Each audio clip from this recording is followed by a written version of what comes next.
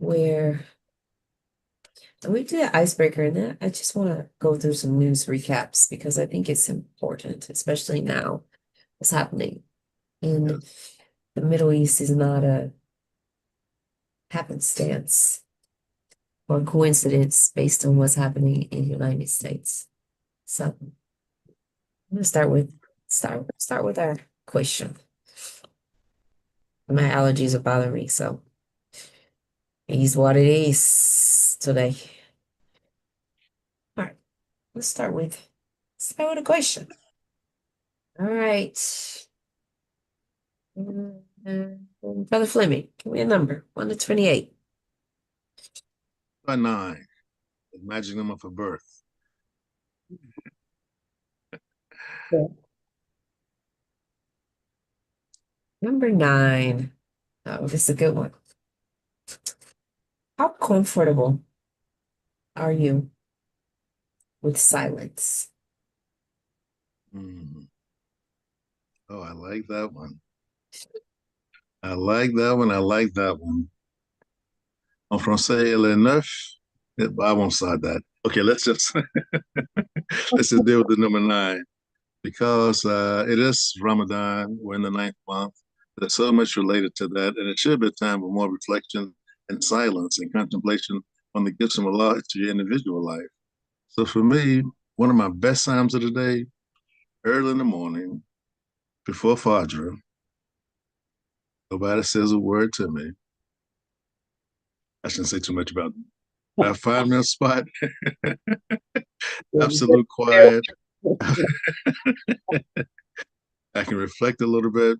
If I can usually downstairs at least 30 minutes, maybe more sometimes, just reflect and think about my life, early in the morning, just thinking and being appreciative. Because sometimes we can forget to be silent. In silence, you reflect. In silence, you grow.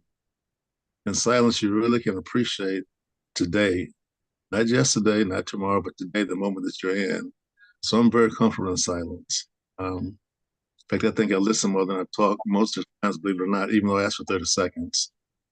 Try to listen attentively to people before I say anything back to them to see where the heartbeat is coming from.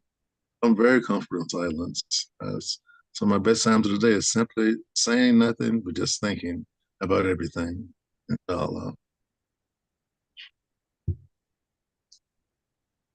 I'm comfortable with silence also. Um, Sometimes it is depending on what's going on in your life and what's going on in the world.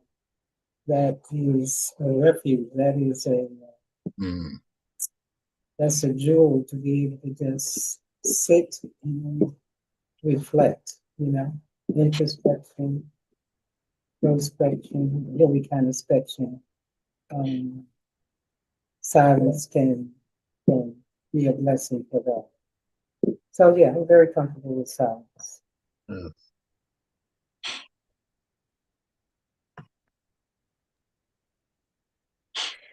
So let me expound upon it. Let me give you a situation. Because I ask this question a lot and I usually get an answer like this. People usually say they're comfortable with silence. How about this? You're in a discussion. I'm not gonna say a fight or an argument, but you're in a discussion.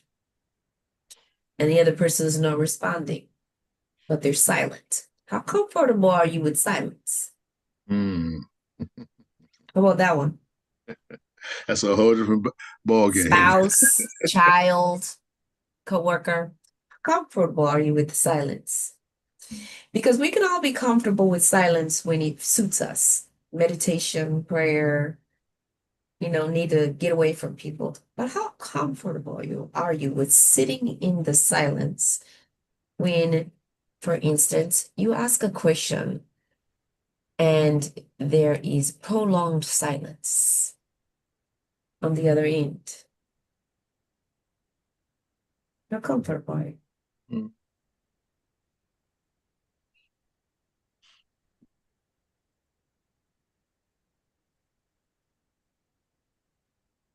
Are you making that way, Brother Fleming? We're comfortable with your silence. I don't know if the rest of the MAP5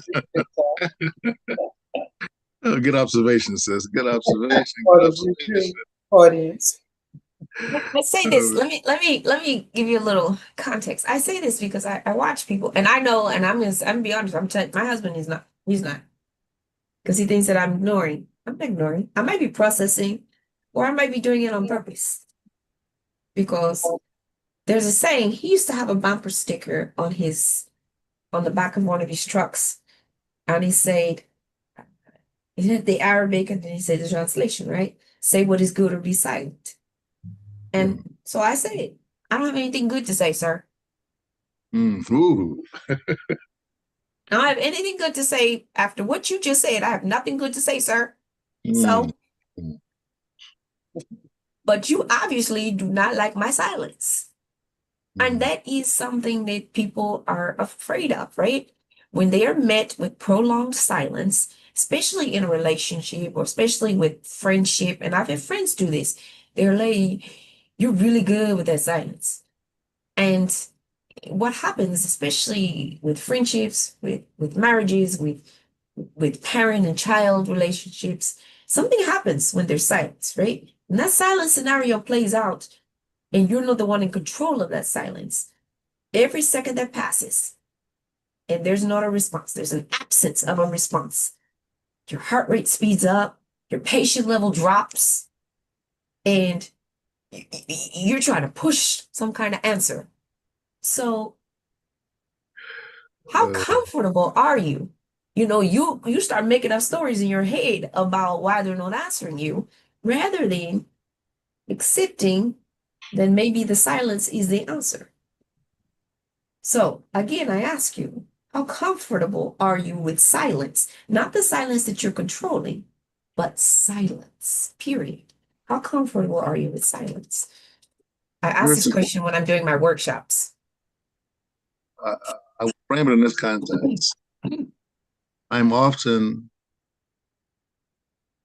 in a position to ask someone, did you hear me?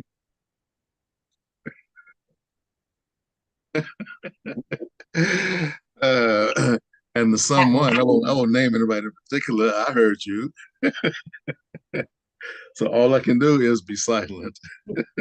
There's nothing else I can say, especially the wrong thing. So I just have to accept that, that person has heard me, and I just have to deal with that in that context. But it reminds me, because I do workshops a lot too, and I always ask the participants, what's the best time of your day when you can't see anything in your house, not even yourself? How do you see yourself? What is your image of yourself? Before anyone says good morning, assalamu alaikum, whatever your language might be, how do you see yourself when it's completely dark in your surroundings and you can't see a soul? What did you see? And that starts a whole lot of discussion about other matters, of course. It's a start-off question, like the silent treatment I get sometimes. I've somewhat grown accustomed to after 53 years. I just accept it is what it is. There's nothing I can do about it. But I care about this person 100%. This makes me grow up a little bit myself. Bottom line, really. It's a growth opportunity. Let's put it that way. All right, yes. I'm done. Yes. Is this MAP5 or is this what is Khalid saying, courting and marriage in Islam? I'm trying to figure out what program we're on right now. Oh boy. But anywho, I'm still very comfortable with silence. And that's because of training in negotiation, because silence is a tool that negotiators use to get leverage with the other party that they're negotiating with. So, especially in a negotiation situation, very comfortable with it. In a interpersonal situation with family, spouse, friends, whatever, I'm comfortable with it too. In those situations, because I think because I do a lot of mental processing, where if someone asks me a question and I'm trying to do the little mental gymnastics, gyrations, or whatever you want to call it, Um, I know that a lot of times I might be silent, and I'm thinking about what you've asked me or the comment that you've made. And so it might be a while. And then also, I do ascribe, and my children, they'll tell you this, when they were growing up, that was an oft repeated hadith. Say what is good or keep silent. So sometimes I have to be silent because I have nothing good to say. So I'm comfortable with being Yes. silent in interpersonal and in negotiation situations. Yeah, that reminds me very quickly. When I was a Wall Street banker, we were evaluated on three areas. One was interpersonal skills, which really reflect your listening ability to hear and respond to someone without overriding their presentation. Your analytical skills, how good are you with numbers? Third one was your communication skill. And so the most important of those three was your interpersonal skills, because it allows you to establish relationships with other people. If you can't do that, you can become a relationship manager. And that was your title. Not a loan officer. You were a relationship manager. That's a whole different conversation. But that just reminded me of that when you're talking about that. And of course, we were all trained to think 5 times in the Nation of Islam before we said anything. And Yeah, that requires a lot of patience, yeah, a lot of patience, and a good self-discipline also, yeah, because it forces you to think for a minute right. before you Think say 5 times and you may be right. yes. Get it right after that. Exactly. A little lot. Yeah. Yeah. Yeah. It's a skill. I call it my superpower, being really comfortable. I have on my board here at work, it says, speak only if it improves the silence. It's Mahatma Gandhi. Mm. And actually, I got it for my daughter. She was like 6 or 7 years old. They had to pick out a quote that they really liked. And she didn't talk very much in school. And she was like 2 years younger than her peers, about 2.5 years younger. And the teacher would say something like, she doesn't talk, and I want her to speak up in class. And she found this quote. She found this quote to push back to the teacher to say she's not speaking or she has nothing to add to the conversation. I thought it was brilliant.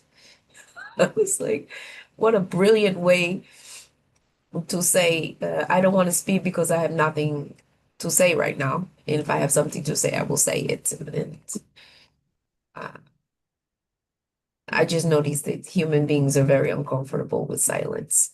Brother Michael Hameen, sir, you have your hand up. You want to Yeah, contribute? this You want is to this. contribute to improve the silence, sir?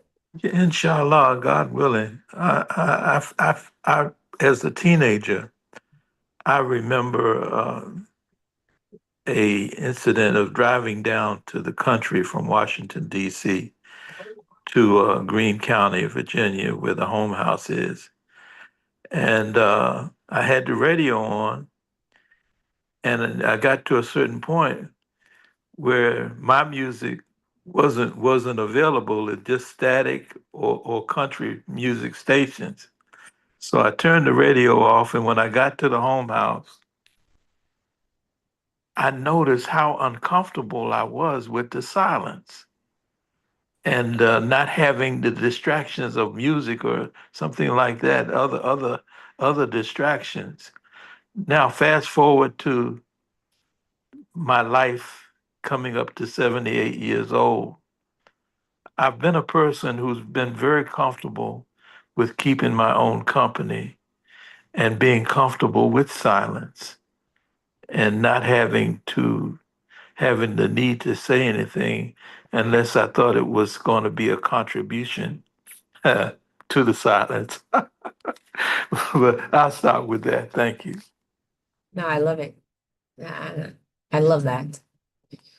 I often use that quote to people in politics. You don't have to answer every question. You don't have to speak up every time someone asks a question. You don't have to, especially if all you're going to do is repeat what the last person said. be comfortable not having to have the microphone or not having to speak. I know it's a foreign term to some people, but yeah, he's okay. But a lot of human beings have a constant need for sound. They fall asleep with the television open or the television on, right? They have to talk to somebody, music on all the time. I sit in my office sometimes and I turn everything off, just work and concentrate. I think because I meditate every day, it makes it a little bit easier. Meditation does not mean you have to necessarily sit in the lotus position with your legs crossed or your hands upright. That's not the only type of meditation. Sometimes you're just giving yourself permission to open your mind and access your inner silence. And everybody can find ways to do that, to have that kind of energy that lets you just sit with silence and have a relationship with silence. And the way you access that is just different ways. We started off talking about silence. It was silence with other people, silence with yourself, but there's a different silence. And in these holy months of Ramadan, I would challenge you to not only be comfortable with the speaking silence and the listening silence, but your inner silence. That inner silence that pushes you to act or react. It's a healthy embrace of it. Okay. If no one else wants to contribute, I want second question. Sister, you get to choose the number. I do want to interject a counter thought here Yes. that you mentioned in politics. The quote from Dr. Martin Luther King, silence is complicity. Now, what do we think about that? Especially in lieu of, you had mentioned earlier, Cheryl, wanting to look at current events. So how do we balance that call to action really on the part of Dr. King, where he puts forth the thesis that our silence is complicity? Any comments on that one? I think that that's a good point. I think that silence is not always golden, but silence in, being comfortable with, the definition of silence. There's a silence say there's a definition that says silence is purposeful quiet, and silence is the absence of intentional sound, right? So that's the part that's unsettling to people. So there's an intention behind being silent. So if you're intentionally being silent to avoid doing what is right or to avoid standing up for justice and against injustice, then that is when you are complicit. But but there is a way to fight injustice by being silent as well. But standing up against injustice by being, so if your intent is to uphold injustice by being silent, then you are complicit. That's where the complicity comes in. Well, it's not my fight.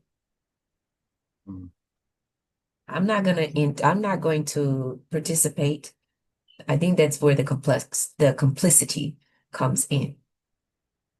In a Go historical ahead, brother. context, I knew you had something, brother. Come on in. in the historical context of Dr. King, when he wrote the letter from Birmingham, when he was jailed there, he was appealing to certain faith leaders who were doing nothing. Let me say it again. He was making an appeal to some of these faith leaders who were completely silent and not even responding to the cry of civil rights, human rights, etc. And so he was very specific about, their silence contributing to the problems that we're having then. Because his whole motivation, of course, was to improve and to allow us to be a part of society and not outcast from society. And so he spoke here in Winston-Salem, in fact, at Golden Metropolitan Church. And maybe I was 10 years old, 9. The lights went out in the church. People thought it was a bomb in the church. You're talking about silence? Ooh. They're going to blow the church out. But they came on in about two minutes afterwards. But this concept of those so-called leaders, and people have a misconception of that. A lot of people are not identified with Dr. King, even within the Christian faith. Many of them called him a troublemaker. They would not stand with him when it came to voting rights. We couldn't even find a church in Winston-Salem for him to speak at some of these so-called Baptist churches who were very large in numbers. So we ended up going to a Methodist church. Why am I saying all that? Dr. King's sensitivity was to the rights of every human being being participatory. And those who were not with him in that context, he considered them complicity in the silence and not engaged. And in many cases, with a lot of us who were not engaged. Very choice words I could use to support that, but I'll let it say it to this. I'm going to end with this little saying here from my man, Nelson Mandela. To be free is not merely to cast off one's chains, but to live in a way that respects and enhances the freedom of others. And that's one of my heroes, if I can be so bold. All right. I took more than 5 seconds. Let me move on out of the way.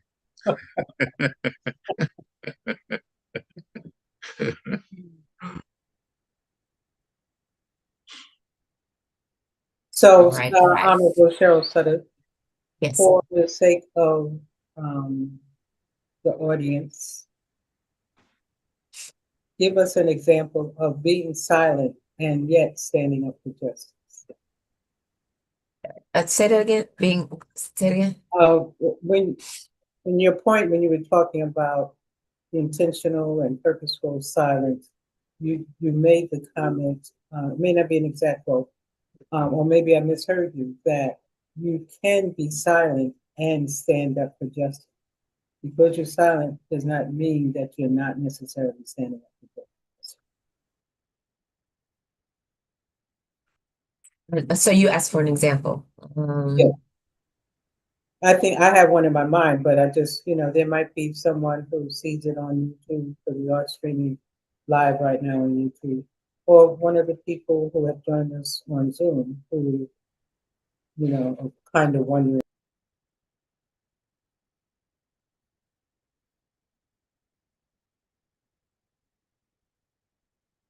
I'm sorry, I'm muting and unmuting because just a little side note. I'm in my grandson's room, which we rearranged. We can't hear it. We can't hear him. I didn't hear him. I don't know if anybody else heard he was banging on the door a couple of minutes ago. So I had to. He's under two, so he doesn't understand what is going on. He wants to get in. But anyway, I have an example in my mind.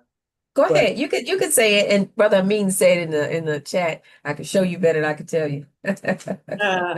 Well, sometimes a person just stands silent in front of an embassy in protest, or sometimes they'll stand and they may have a sign or stand before the White House, or sometimes people may stand up in a public meeting and they're silent, but they stand up to show that they're not agreeing maybe with what's being said or something like that. So I just wanted to clarify that there are examples of, because usually, especially now, we're going to see a lot in the media of violent crowds crying out and doing everything in Iran and other countries, those countries that are in I think someone this week and talking about it should be called West Asia instead of the Middle East. But in the Middle East, they're gonna bombard us with these clips of people protesting, and it's going to be loud and it's going to reinforce the narrative that these people are violent, these people are, uncontrollable, these people are our enemies. So that's not necessarily the only way that people express their disagreement or protest in a situation. Yeah.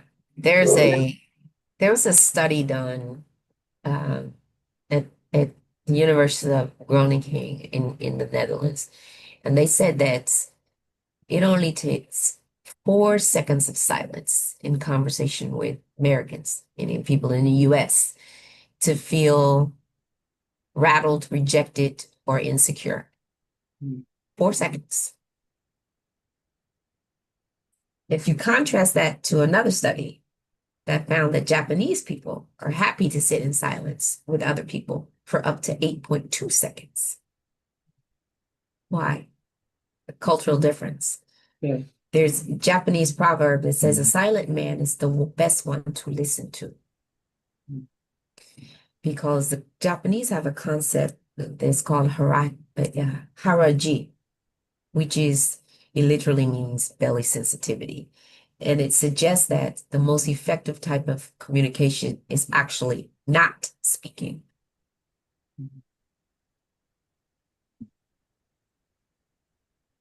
Japanese culture just is said it more in the homogenous, and American culture is actually more heterogeneous. So that you can see that in the cultural differences. My Brother Fleming, you say this a lot. I've said it. My grandmother used to say, you have two of these and one of these. So you listen a lot more than you speak. And a lot of people, their first thing is to speak, to speak, to speak, to speak, and not to listen or to observe. And so sometimes if you just observe a lot and you listen more, it might look like silence, to your point, Sister Amatullah. It might look like silence, but it might just be that I'm observing something so I can have a more informed and insightful response. Sometimes when you, to your point, if you've ever been to a city council meeting and where a group of us stand behind, we might be standing behind the actual speaker at the podium, but I haven't said a word. Or we just stand at the back of the room and not say one word. And there's been times where I've sat in the chamber, in my chair. I haven't said anything. Just the fact that I'm there with his face. And the camera pans to you.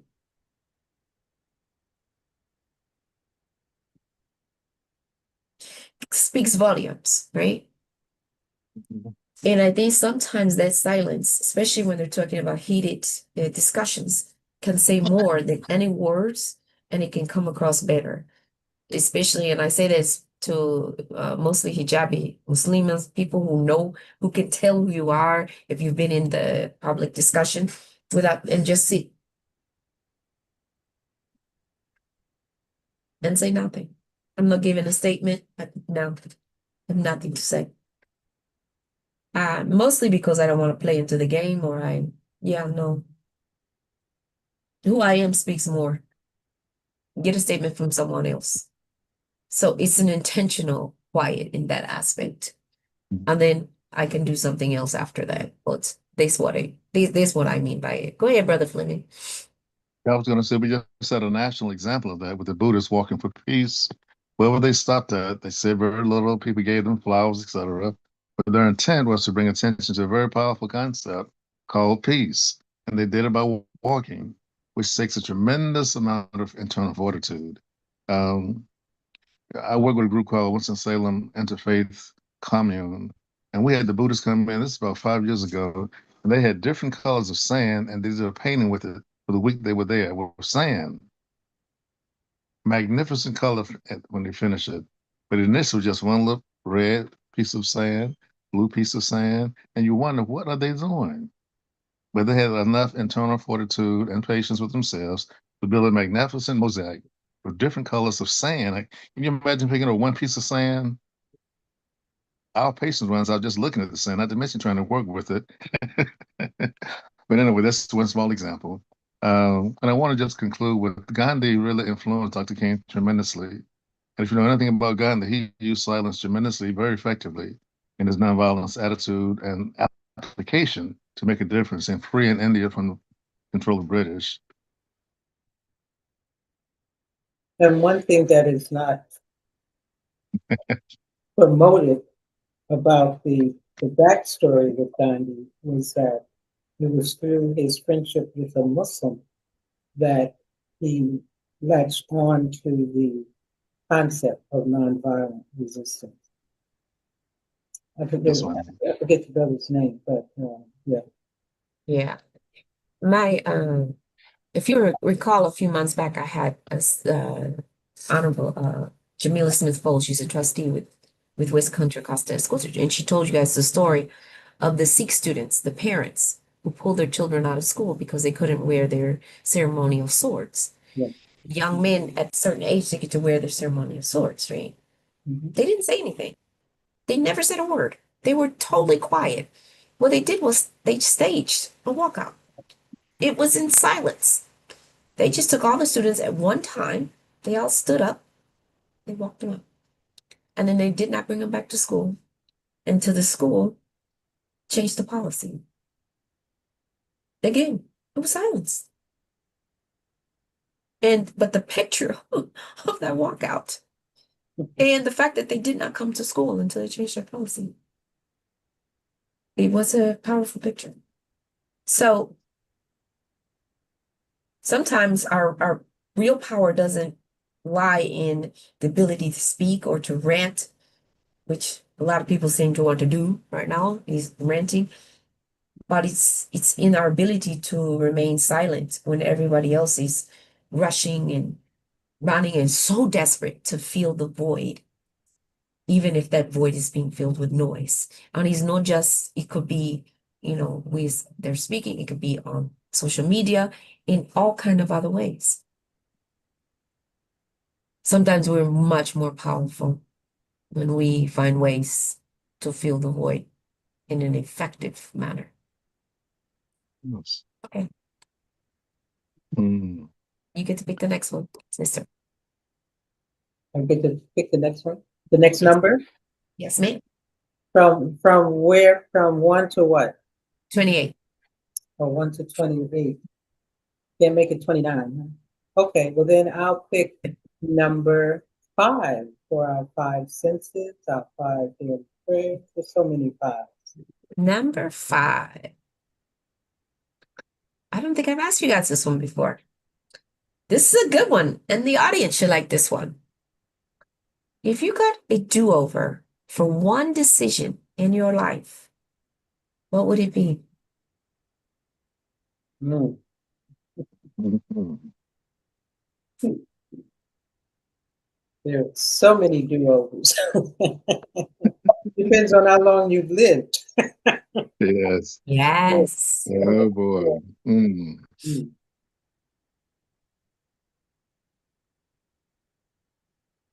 Wow. It's a good one, right? Yes. Well, depends on, when you're on a public forum like this, you gotta censor, you gotta self-censor sometimes. This is one of those times. I will tell you that I ask these questions, I call it the hot seat. I asked these questions on the hot seat of politicians, and they came in. It was a bunch of politicians came in one by one, and I asked them. They picked the numbers, so you picked the numbers. It came up. Wasn't my fault. You picked a number, and Mm. they had a similar like, oh, you talk about personal or political. I said, you answer the question the way you want to answer the question, and so yeah, some of the answers were quite interesting. Yeah. Do over. Do over. Mm. Audience, you get to play along. My answer is so hot. I got really self-censor. Yes, we got to at one time, boy. Mm. Hmm.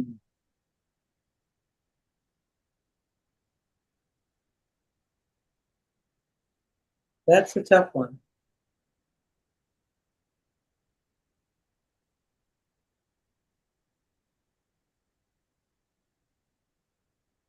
Okay, this will be, I think this is the least of the incriminating do-overs. I must have been about, must have been about between 9 and 10 years old. And uh, I hope it's still there, but at 135th Street between Lenox and 5th, back off of the street, there was a Kennedy Center, which was set up for Joseph P. Kennedy, the president's, John Kennedy's brother, who had been killed, and his father. They contributed to this community center for that area in Harlem. And across from there was a public, they call it a public bathhouse, which is where you went to the indoor pool to swim. So we had activities at the center and we could go to swim. And this must have been during the summer day camp thing. And so they would have races at the, the whole athletic kind of day. And so the do-over that I would do would be that I would not let my nervous energy take over once the gun went off and I jumped into the pool, because you had to do a lap and back. Yeah, I think it was a lap and back. And this is the length of the pool, not the width. And the lifeguard, I used to think we used to talk, little children. This was a guy, we had a pot belly, and he always wore these short swim, Speedos kind of things, and he never really swam that much. But I jumped into this race and I just took off. And you run out of steam when you do that. And he waited till I got not maybe to the making the turn to come back before he jumped in. And he just took his little strides like he had taught us to do. And of course, he lapped me because he had his power and his strength. So that's my do-over, and I'm sticking to it. So the lesson in that is pace yourself. Pace yourself. Okay? I got out of that one pretty good, I think. Oh, man. Well, you brought to mind something that I experienced in high school. I was in a program called Upward Bound. It was a summer program at the university for those kids who, yes, funded by the federal government at that time. And it's for the most part, the kids whose parents basically not afford to send them to college, etc. But in our program, when I first went in 1968, it was all African American. The next summer, we had some infiltrators. I mean, Caucasians came in. And one of the young boys had an artificial leg. Good kid. His father owned a furniture store. But what some of the guys would do at nighttime, they would take his leg and hide it. But this young boy, this is how he would get even. He was a magnificent swimmer, and we had to swim every day. So all the guys who would take his leg, he was nice about it. He said, "Thank you so much for bringing my leg back." Then he would catch you in the pool.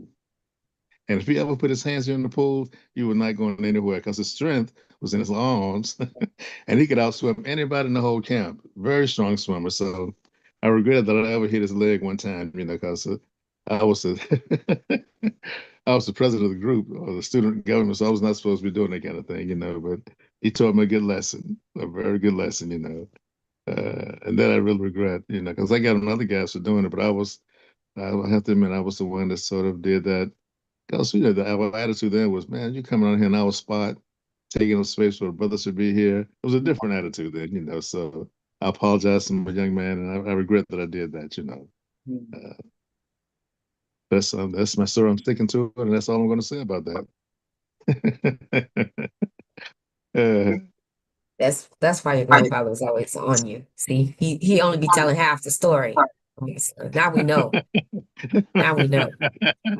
Now we know why the grandfather had that strap hung up on Yes, on that nail by in the the front back of the door. counter Yes, there. why the strap was there. Oh man. Now it's coming out slowly by slowly. Every Love it. once in a while, we get the real story. Oh man. Mm-hmm. Yeah, you said that right. And my mother, she said, "Boy, you should jump on the bed from one bed to another bed." I said, "Mom, I don't remember jumping on the beds like that." Well, I do.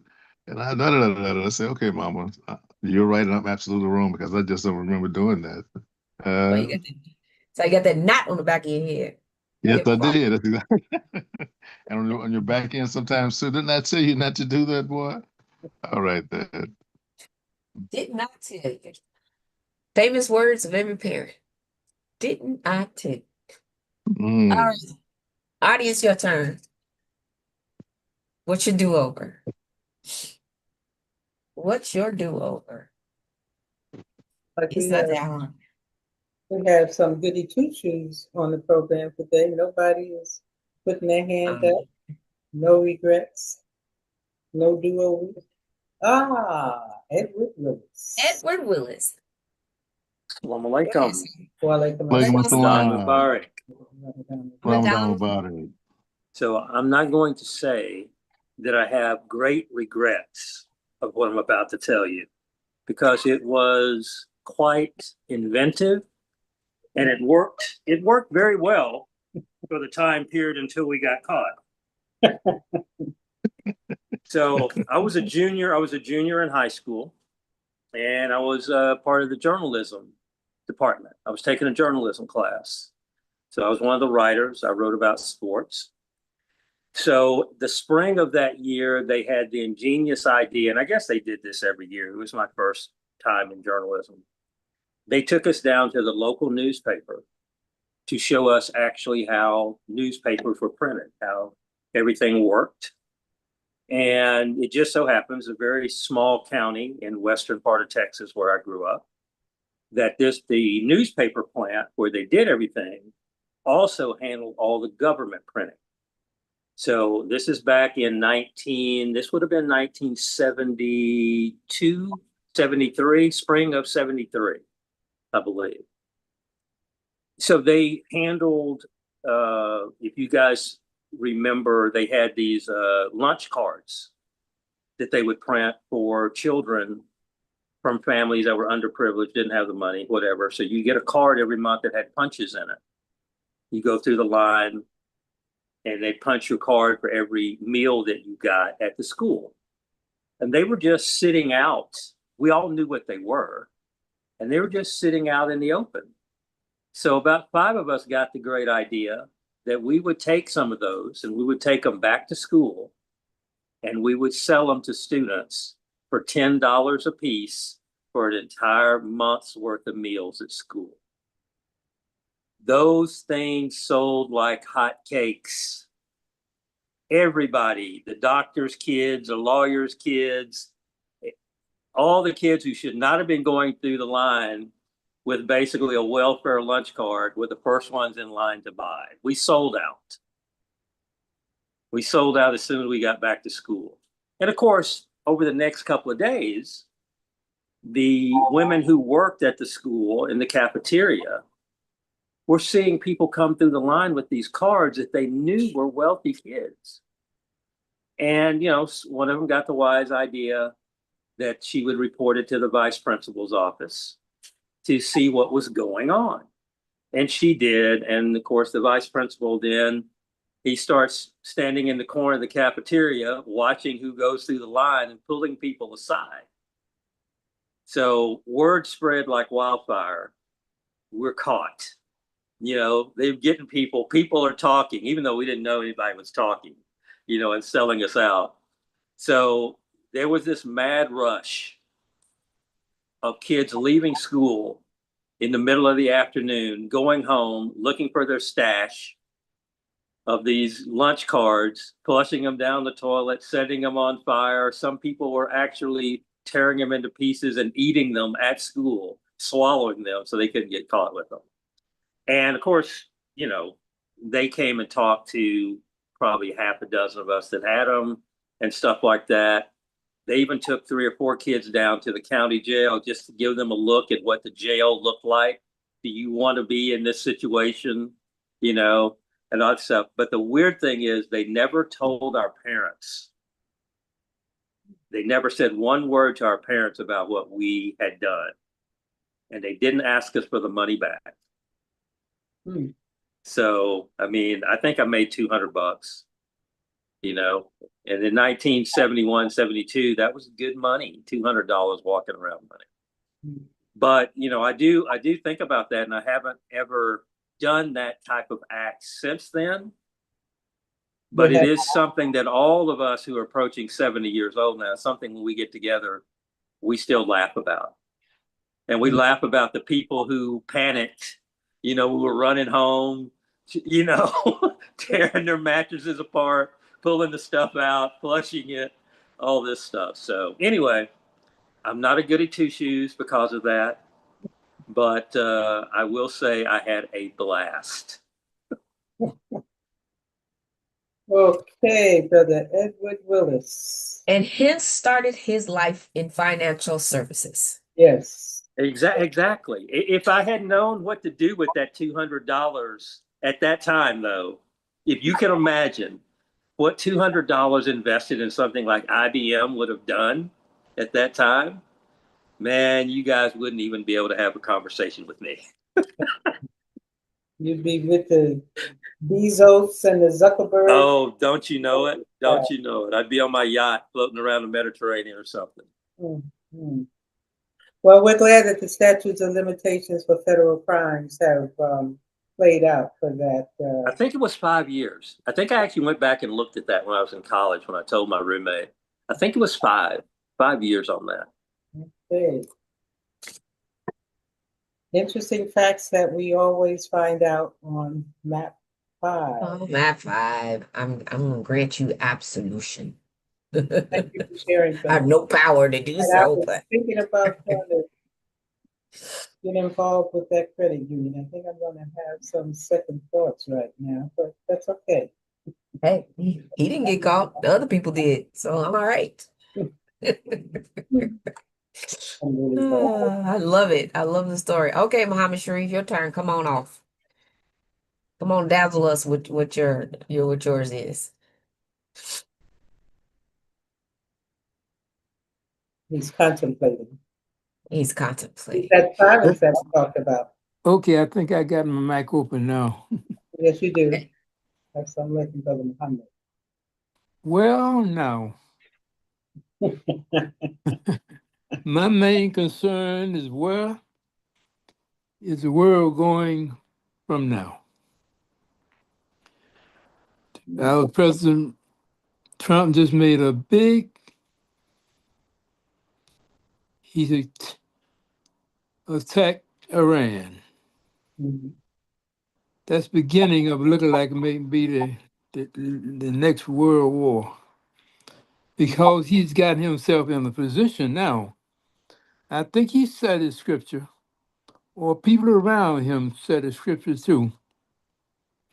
They say when people don't carry out the covenant with Allah, he would give it to another people. Remember what happened to the Jews? We have it in the Quran. They disobeyed God one time. He took the blessing off him and gave it to another people. But then he gave them another chance, and they blew that second time. Now we know when you study history, study scripture, so that sometime the west wins, sometime the east wins. There have been times when the Muslim won, time when the Muslim lost, and another group won. Christians and other people. Allah rotates his leadership when you don't obey. And we're in a situation now where we did not obey Allah when he brought us from darkness into the light with Imam W. Muhammad. And we did not support him. And the whole world knows this. The folklore, the Chinese, the Japanese, everybody know we did not support the Imam Muhammad that we should have. Heard the Imam made a talk once. He said, "I'm going to ask Allah to punish you." He said, "You're already under punishment," talking to us. So you're already under punishment, but I'm going to ask Allah to increase the punishment. And maybe those around that understand scripture and life and how things happen, maybe President Trump is in a position now, where he can't turn around really, because he may be the next leader that topple the Islamic world. And maybe he at a point now say, I've got to go all the way now. I'm at this where I can be the first one or the next one to topple over the Muslim world. Because being in a position now of dictator, when you get where he is now, he is already at the point of being a dictator. He's doing everything that he possibly can do, and he got people with him, people with power, money, connection, all of that to go all the way now. So is one of us going to, I say, people right in the capital, right few feet from him? I heard a brother saying you should give a person an opportunity when the door is closed on them, give them an opportunity to change their mind, to repent. In other words, why haven't we did the same thing that Moses did? Moses took to Pharaoh.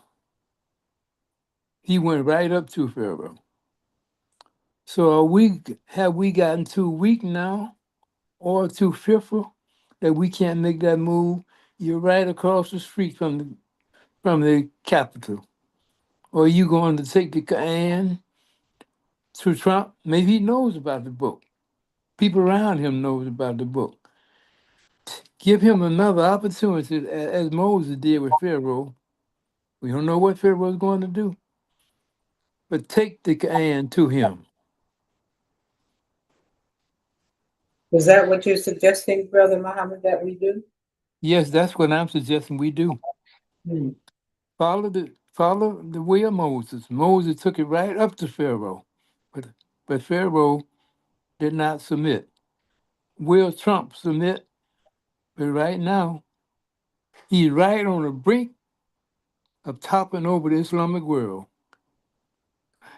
The next thing will be ask the question, who is supporting us now? Who is providing our food, clothing, and shelter? Somebody else. Actually, right in your community, where you are, go out to all your community, Alabama, Georgia, California, New Hampshire, Washington, wherever you are, and see who is controlling your whole community. Especially when the school is letting out around 2 or 3 o'clock in the day. And so all of our Afro-American children are buying popcorn and peanuts and ice cream and soda pop and all that from somebody else. They don't even see our presence anywhere. At one time, it said the European, the white man run everything, but now they have removed their hand, and they got the Asians, the Africans, everybody else in our community but us. Our children don't even think we exist, really. Everybody is providing our food, clothing, and shelter. What would happen now if they decided to turn on the Muslim world and shut down all the business? Say, come Thursday, we're going to shut down all your grocery stores, supermarket, everything in your neighborhood. So you got until Friday morning Saturday morning, whatever, to buy for yourself. We're going to shut down. No more trucks are coming in your area. We're not going to deliver no more food or nothing. What would happen? in less than 30 days, we will be isolated. I'll be annihilated instantly. In about 30 days' time, we will have killed each other. I just thought I would just put this on the table. Let's see where we are now. And Trump just moved on Iran. So what's going to be the next step? Yeah, that was what we were going to discuss in our current event. So, I mean, it's a good segue. You just brought it up. It's a good segue. Uh, Brother Edward Willis, go ahead, sir. You got your hand up. No, I just want to like sister, since you guys are going to discuss it anyway, I will just wait until you kind of get into it because I'm really interested to see how other Muslims feel about Iran because I'm no fan of Iran, or at least their leadership. I mean, I think that's what we're talking about is the leadership of the country. I'm not a fan of their leadership. I'm not a fan of what they do in the Islamic world. You know, I know good people live in Iran. I have good Iranian friends right here in the United States. And some of them are loyal to the country, but they don't like the leadership. So I'm really interested to hear some other perspectives on it and whether or not, as Muhammad Sharif said, if we're going to talk to Trump, why haven't we gone and taken the Quran and talked to the leadership of some of these Middle Eastern countries, knowing the stuff that they do that's detrimental to the Islamic world? So I'll wait.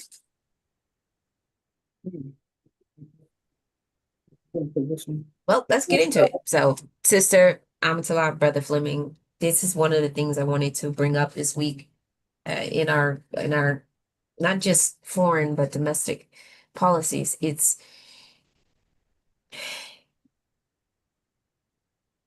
I think it's a tricky subject.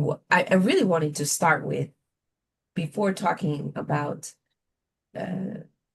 specs is what happened in San Francisco. You may not have seen it, Brother Fleming, but there was a bit of a celebration. Did you see that, Sister Amatullah? No, I didn't. There's a bit of a celebration that they keep showing on. I was actually in DC all week, but I came back Saturday. I was from Saturday to Saturday. I came back and they kept showing, and to me it looks like propaganda, but it is what it is.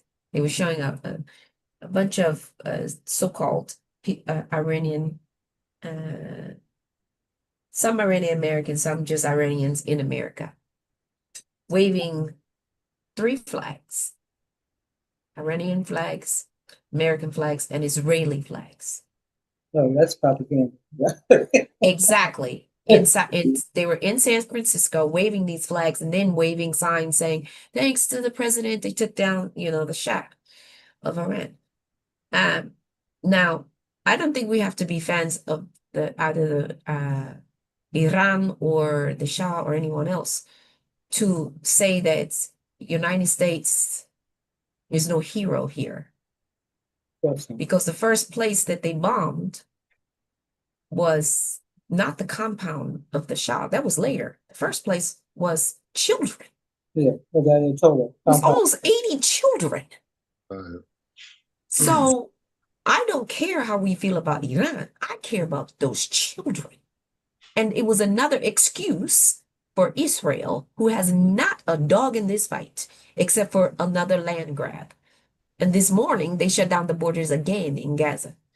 And again, they went after Lebanon. They're starting this Middle Eastern war because they're doing land grabs. And Iran is just an excuse. So then they went out. And what they threw on top of that is, we're trying to stop Hezbollah. So when you have even Republicans saying, wait a minute, acts of war have to go through Congress. Even Republicans are mad about why are we the aggressor, meaning America, United States rather, the aggressor in war that has nothing to do. You're purposely starting something because Israel is telling you to start it. Right. Israel is telling you to start it. Right. Where did this come from? You're not protecting Iranian citizens. Regardless, there's a lot of dictators that I don't agree with. I don't agree with the ones in China. I don't agree with the ones in Israel. I don't even agree with the ones in Saudi. in Nigeria, in Kenya, in Botswana. There's a lot of really deplorable dictators. Don't we shouldn't talk about just the ones in Muslim countries. There's a lot of them in a lot of countries, especially Muslim countries who've got Islam all mixed up. This my husband calls it Islam. That don't mean we have the right to go over there and kill not just them, but all the babies and mothers with them. When did the United States become the executor in chief? When we got people who are molesting children and women and robbing the country blind. When did that become okay? Somebody help me out here, because I'm missing something. Okay, go ahead. I wore, I said I was going to wear something else today, but then I wore my little polka dot top today because I think when we look at this, we need to connect some dots. We need to connect some dots. This didn't happen in a vacuum. This has happened at a time where some states have had primaries for the 2026 midterms. And in Texas, they lost a key one, and in another state, they lost a key. The Republicans lost a key. Okay, so so you have our internal political situation. Republicans put a bill in Congress trying to suppress the vote with eliminating mail-in voting. You got that going on as another attempt to suppress the vote here in this country. You have the most incompetent Secretary of Defense that many experts in the area of security and defense have put that moniker on Hexfeld. Wait.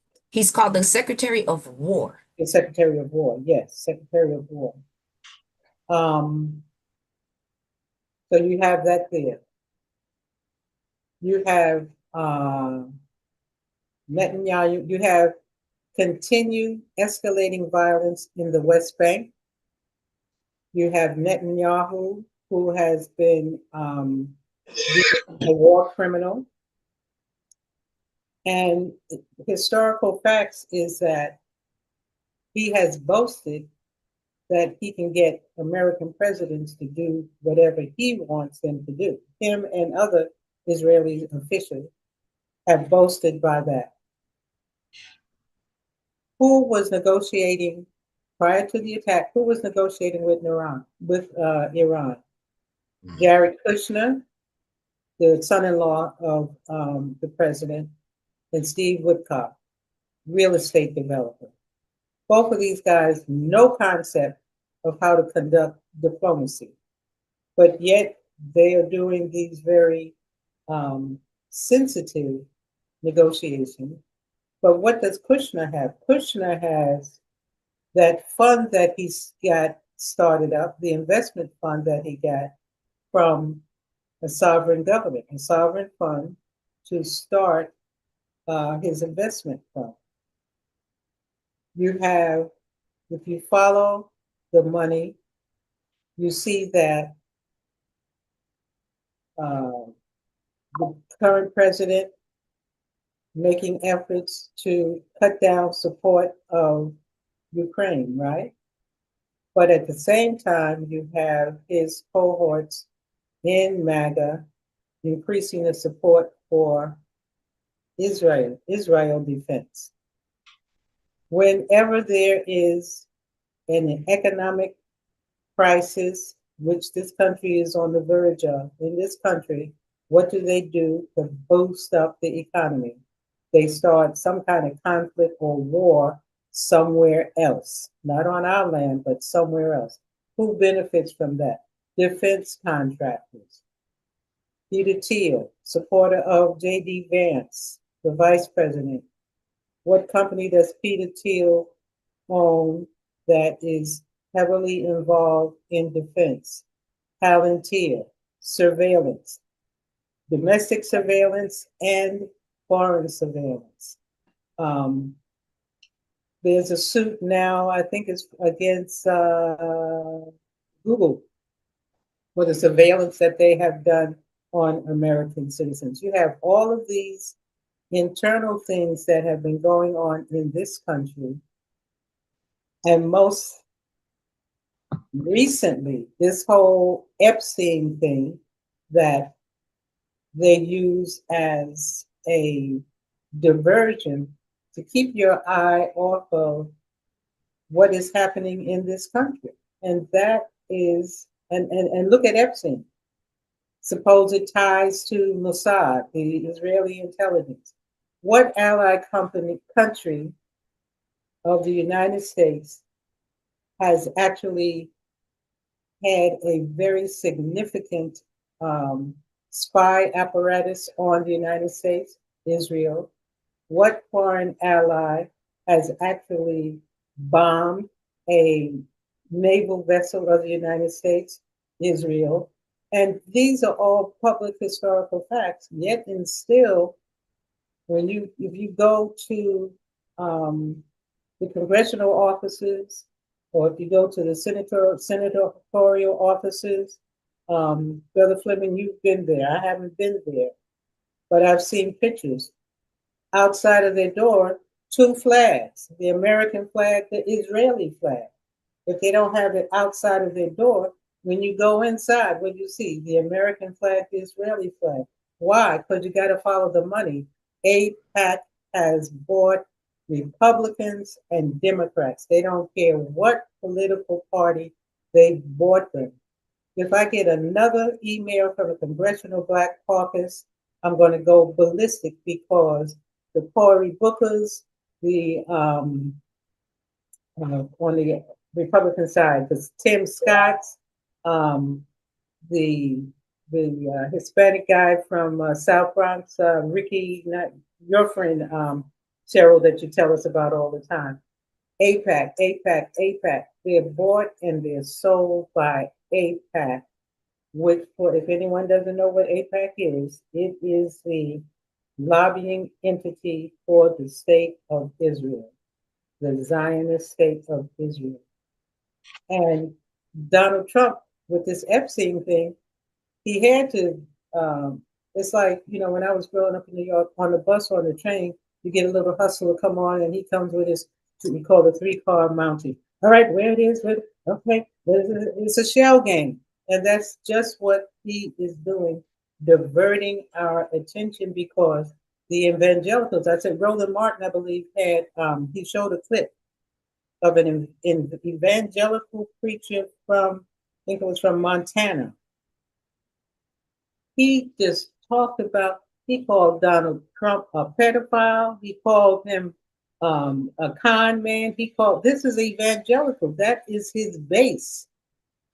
He has to try to win back that base, because those evangelical nationalist Christians are Zionists. They're Zionist supporters. He's trying to win them back.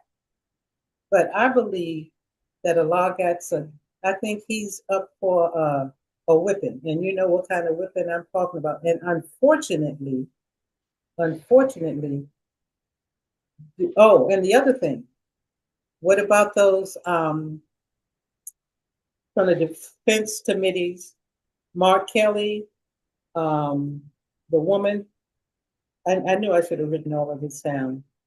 Those that put out the video reminding service people that you cannot follow a law that is against the Constitution, a law that violates the Constitution, an order that violates the Constitution of the United States, you're not obligated to follow. Trump administration retaliated, tried to, he said, first of all, verbally, he said, well, these people, they should be hung, they're traitors, or this, that, and the other. Took them to court. Surprise, surprise, surprise. The court said they were in their right and they did nothing wrong with that video. So he has to divert the attention. That's his strategy, divert the attention. But Iran, and I think these states in the Middle East have learned a very valuable lesson. Iran didn't just go after Israel. Iran didn't try, they don't have the capability to reach us, but they did go to those army bases. The United States is a country that has more army bases. We have more army bases in foreign countries than we have on our own soil. We have army bases all over the world. And this is why Qatar, Bahrain, Saudi, all of UAE, why they were building up, while they were negotiating, they were building up forces, for air deployment on these different bases. I think the foreign minister from Iran said, "Oh no, we're prepared for a long fight." And when they got hit Friday, they immediately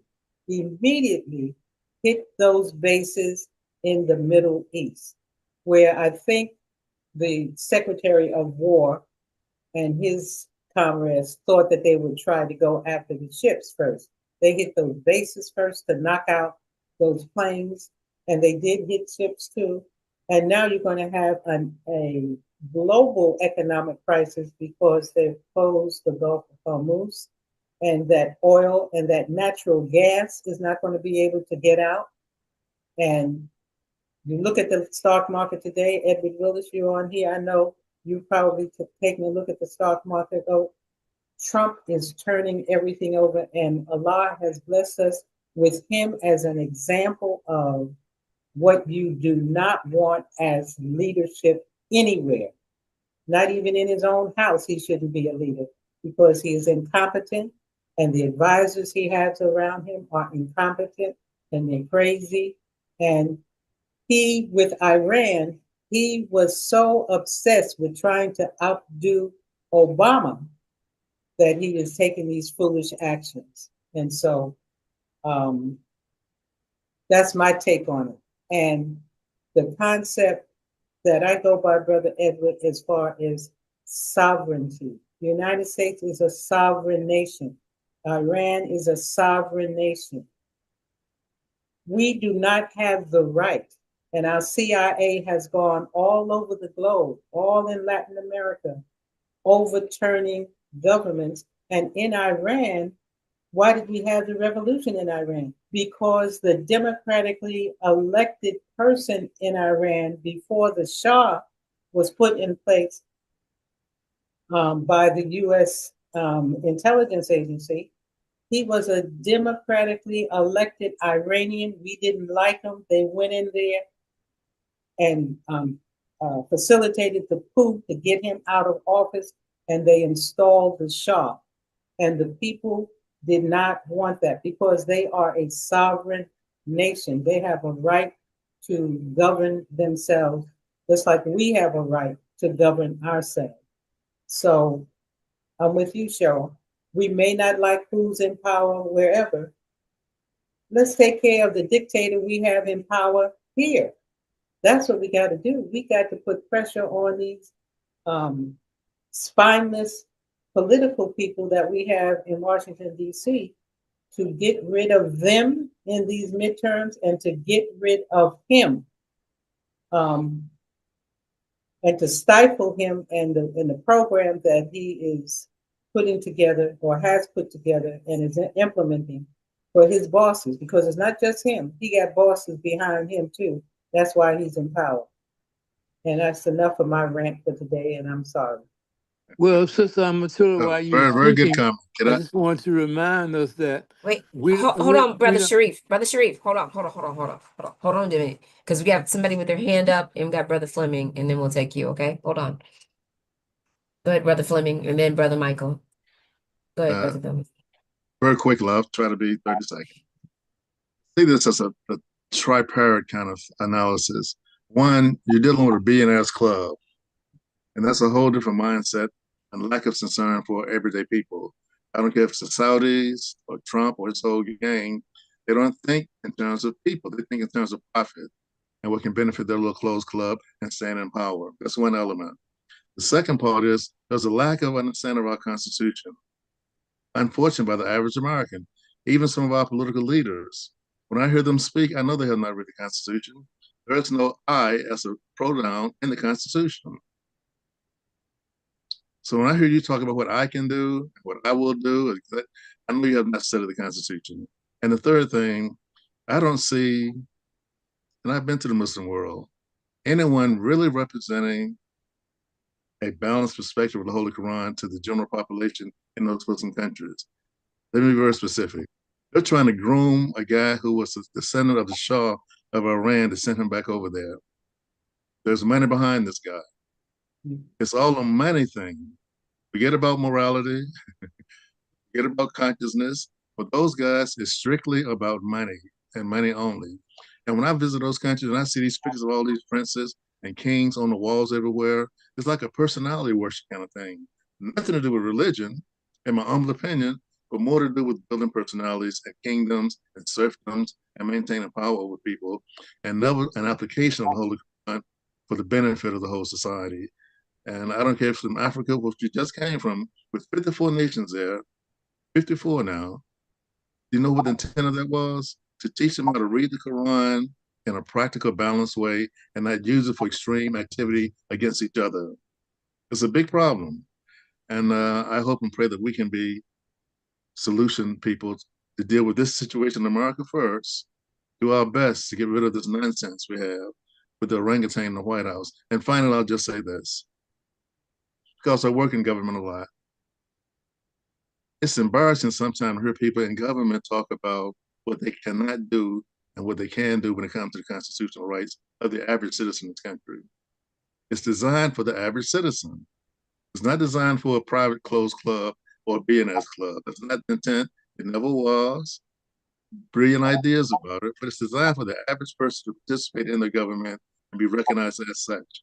And I'll stop there because you know I have more than 30 seconds on this matter, but it's a billionaires club. I'm gonna wrap it up. It's a lack of understanding of the Constitution. And the third thing is it's abusing people by taking advantage of the lack of understanding of the Holy Quran. And I know the Persians, if you read their history, they don't consider themselves Arabs. That's a long history of the Persian Empire. The language is different. It's similar, but Farsi is not Arabia. And they take pride, even today, they have a Zoroastrian tradition. They still celebrate some of those people from that experience. So they're very unique. And you have to really see them separate from, quote, the average Arab country. There's a different mindset there. And I have friends from, Iran, et cetera. I won't go into all of that, but there's a shift there too. The average person in Iran cannot exercise their freedom, just like in Egypt. I have friends in Egypt. At one time, the imam could pull the coat of the president.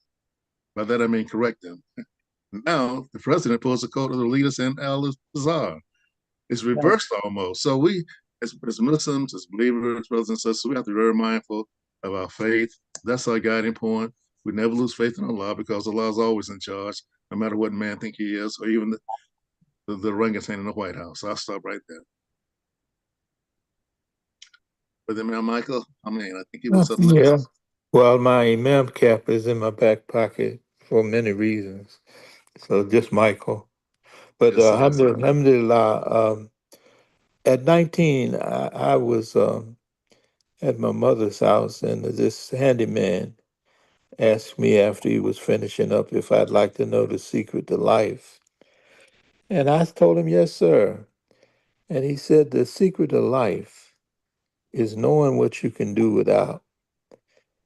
And that's the framework of what I'm about to say. I'm not a very good student, but I'm a student of American history and history in general. And Thomas Jefferson, though he was a slave owner, and the other founding leaders were slave owners, uh, he acknowledged that the publishing of I would say inspired language to frame a governmental order where the people would have it's written in the documents that the people can change the order. You know, the people have the ability to change the order, and Thomas Jefferson talked about what is necessary to maintain this newly developing government is knowledge. The people have to be knowledgeable. And well, I've got Mohammed Mossadegh on my mind for the 1953 coup that Sister Amatullah mentioned. Teddy White wrote about that as being, the CIA uh, having that coup and killing that democratically elected leader is the reason why America is seen as the great Satan, in Iran. But the idea of doing without comes to my mind in terms of the thought leaders coming up, giving us folks strategies in terms of getting the attention of this administration and those that support this administration. Uh, what can we withhold from them to get them to feel that their decision to support such a disrespectful regime, and I'm gonna call it regime because they're acting like a regime in the Trump administration.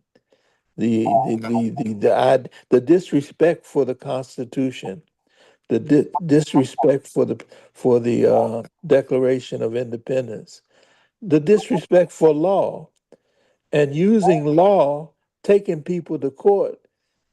This is an unethical individual that has been chosen by those that actually have the power and influence in America. They chose this guy because he's a bully, and they chose this type of authoritarian kind of mindset to dismantle America. And we need the thought leaders to give us strategies in terms of how we can uh, dismantle and bring out of office this disrespectful and hypocritical government that we're seeing now. Thank you. So Mohammed Sharif, Oh, yes, I would like thank you to. very much. When you're speaking about the army base that we have all around the world, now we also have Air Force bases over there. We got the Marines there. We got the Navy. We got a whole lot of, that's not just Army. So I thought I would just bring that point out. We got military, our military is all over the world. Everywhere you go, America has got their military base in everybody's country. That's why I get back to we have to point the finger at ourselves now.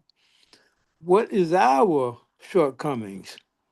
That's why I keep bringing it up. We did not support Imam Dabdi Muhammad, the one who brought us out of darkness into the light. And the whole planet knows this, that you got to pay a price for disobeying the leader that God give you. You got to pay a price. So we can point the finger at everybody else, but point the finger back at us. We'll say you got to pay a price for disobeying God, Allah. You got to pay a price. Imam said, I'm going to pray to Allah to increase the punishment. You're already under punishment, but I'm going to ask Allah to increase the punishment. I am with Imam W.D. Muhammad. Pray to Allah to increase the punishment of us for what we deserve, and we're not going to get out of it. We can talk and talk and talk. But like I say, if they decide to turn the things on us, and where will you get your food from? If they shut down your grocery stores and supermarket, everything, Thursday, and you're going to get no more deliveries into your community to Monday morning. What are you going to do? Well, Brother Muhammad, at least for me, I can't speak for Cheryl and for Fleming. This is the purpose of this program. We're trying to encourage people, and you can help us, and I appreciate your participation in the program. You're a steady participant in the program. we're trying to encourage members of our community and members of the general society to be more civically and politically engaged. We say that every week. And perhaps this incidents like this will make the picture clearer why we are so committed to this, because for our, I won't even say just for our future, you know, for our children and our grandchildren, for us too, you know. There were Japanese citizens interned here in America after the strike on Pearl Harbor, right? So with the thinking of the current administration, the president, the advisors he has around him, what you're saying is very plausible. As far as, okay, we're going to shut down I wouldn't be surprised, we're going to, all Muslims who own grocery stores, we're going to shut you down because you might, you know, they'll come up with some kind of conspiracy theory. That's all very true. But we have to remember Allah is in charge of everything. And Allah has commanded us to stand up for justice. And with this program, we're trying to encourage ourselves to become more civically and politically engaged. That means that we have to be aware of the things that are going on and to not be distracted, not be put into a point of despair. Yes, I agree with you. I did not support Imam Muhammad as much as I could have. I realize that now. But I also realized I was so traumatized when Elijah Muhammad passed away. I had to get my footing to know, you know, am I on Sirat al-Mustaqim? Is this Sirat al-Mustaqim? What is this? Let me understand this. So I considered myself a supporter of Imam Muhammad, but now that I think about it, in retrospect, I can think of other ways and more solid commitment that perhaps I could have engaged in that would have been even greater support. But that's in the rear of us. We have to be in the present and we have to look forward. What can we take from our shortcomings from the past that we can sharpen our vision to say, okay, what strategy? I like what Brother Michael said. Okay, what? And I'm not even going to say our thought leaders. All of us are thought leaders. Every single person, you got some thought in your head. You just have to make sure that your thought is aligned with the guidance that God, Allah, has provided for us. So all of us individually have to take on the responsibility of making a change.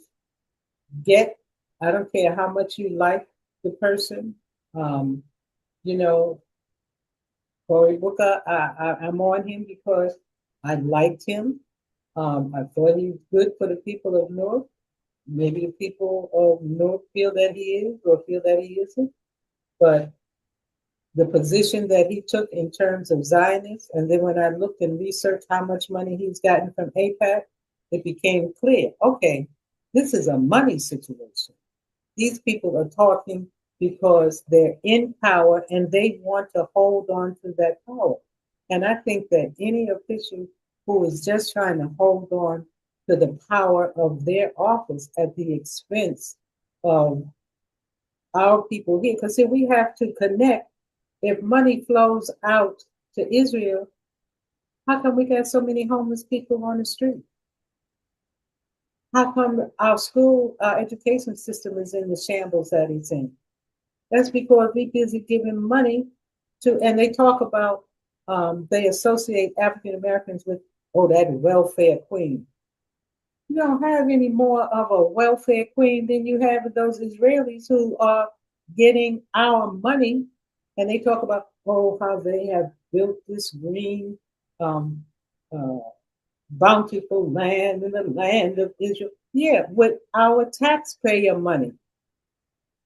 With our taxpayer money. If I were to declare myself an Israeli, I said, okay, I did a search. Oh, I'm really an Israeli. I'm really a Jew. Yeah, see, my great grandfather was a Jew, and I'm going to reclaim that right now. I can go on over to Israel, and I can ask for. I don't even have to ask for. I can go down to East Jerusalem, and I can say, okay, wait a minute. I want this house here. Y'all gonna have to get out of here, you Arabs. You're gonna have to get out of here. And the government supports them.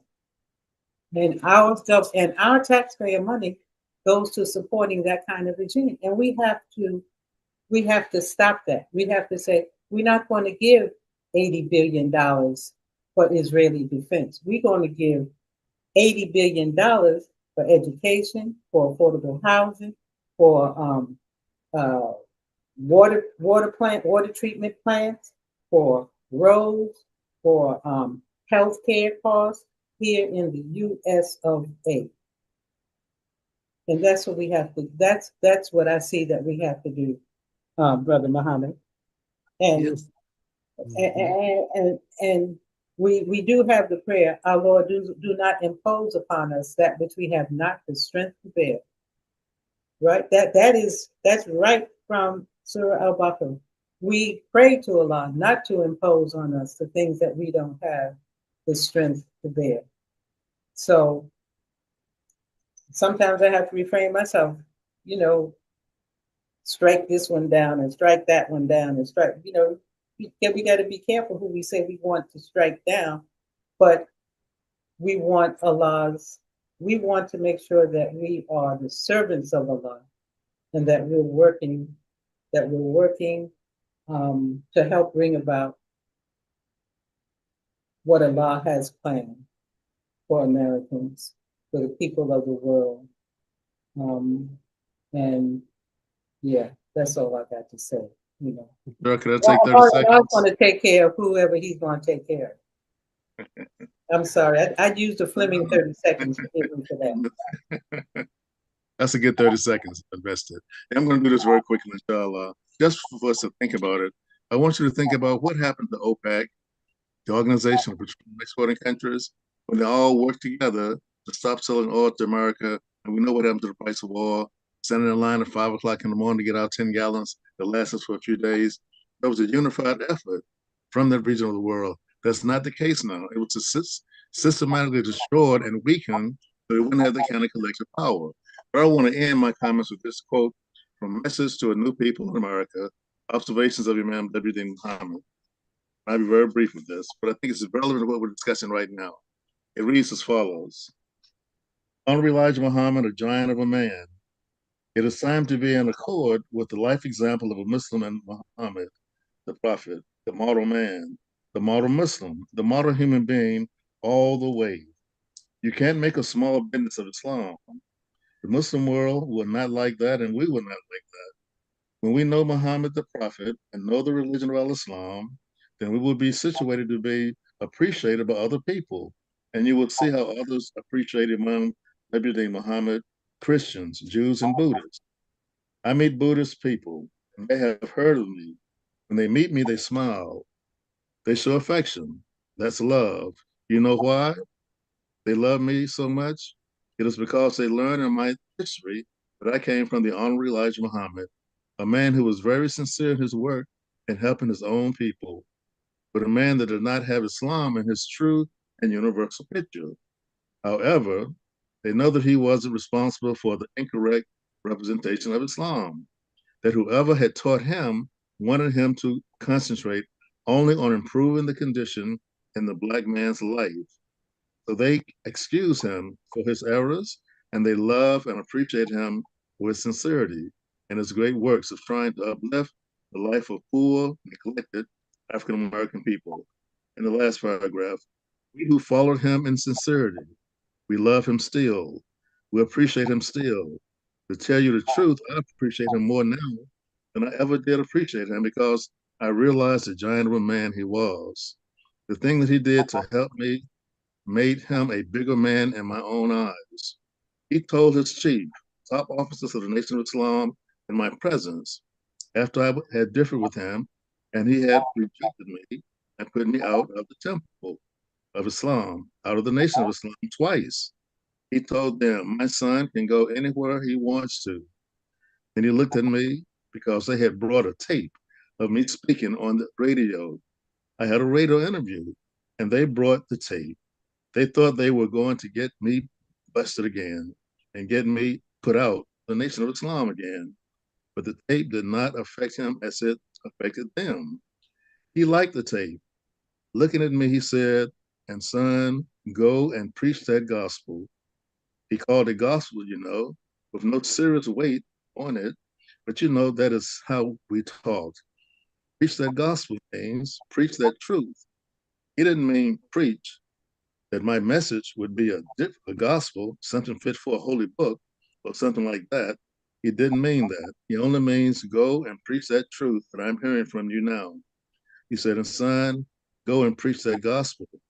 That is his exact words to his supreme captain, to his assistant minister in Chicago, and to the about 20 other staff people that were in that room when he spoke these words to me.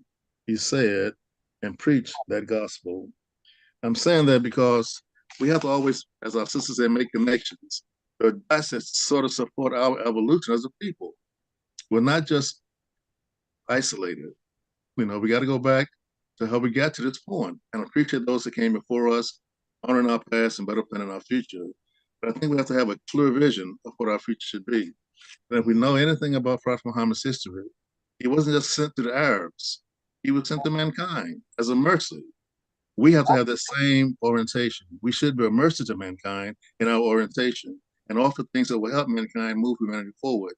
And there's much to be said about that, but I've used up my 30 seconds. I hope you accept me for going 35 seconds a day.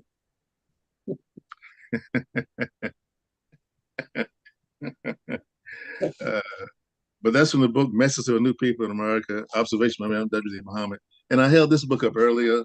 It's called Thomas Jefferson's Quran. And I'm sure some of you have a copy of this. It's a good book to have in your library. So we've talked about that. I think one of the things that I wanted to really get to is what happens when, see, I was always taught that you don't pick a fight with people who have little to lose and who don't care about losing whatever that little bit is. And so when you have people who are willing to risk everything and anything, you have to be careful when you pick a fight with them. I don't think that these people who have these egos, when you rename something from Secretary Defense Department, Department of Defense to Department of War, it signals what kind of thing you have in mind. You're not defending, you're going on the attack. Right? It's a child's kind of game. It's with children playing Battleship. When you take out the money, to your point, Sister Amatullah, the only thing that's being funded right now in this shutdown is the Border Patrol, CPB, ICE. That's what's being funded. I was just there, and they were talking about TSA. They tried to shut down TSA pre-check. It lasted for all of a day, 48 hours, before the backlash started. Yes. And then they opened it back up. Because they thought that if they put the pressure on the travelers would push Congress to go ahead and accept this horrible budget. But it backfired because even some of it turns out that not just Democrats fly and use TSA. Go figure.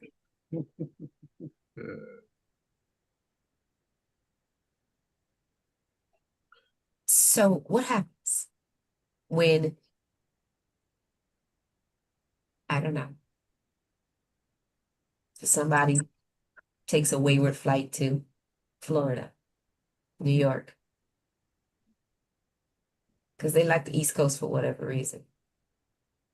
Because the sun rises Maybe it's over because the sun comes up on that side first. I don't know. They'll be tripping on the West Coast. They like the East Coast. That's what they like the East Coast. They like the East Coast because that's the people that be talking the most trash. Not No offense to you, seriously, Fleming. No offense to you guys, but they do. They like the East Coast and they like the down south. Them bombings in Oklahoma City and Texas and all of that. They like that part because that's the people that be talking the most trash about West Coast. Again, we know how to be silent. We know how to be silent. We know how to leave people alone. I grew up in the Midwest. Whoever put that in the chat before, they said, I think that was Michael Amin. I can show you better than I can tell you. I grew up in the show me state. I'm gonna shut up. I just do it. And this how they are. So what's gonna happen? Is he trying to forget? Has he already realized he can't beat Obama? So now I'm gonna try with Bush and have another 9/11? I mean, I'm just trying to figure it out. And the irony is, people don't recognize this bully administration, but this president who was pushing for a Nobel Peace Prize, and someone this morning was commenting that he campaigned on peace.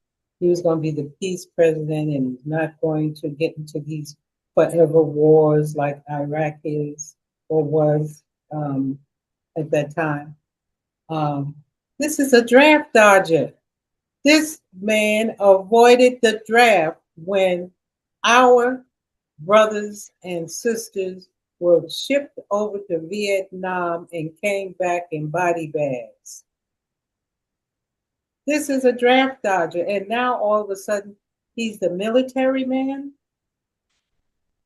You know, we can't have amnesia. You can't have these fits of, I talk about senior episodes. We just can't have that. We have to look at what we told. History is best qualified to reward all research.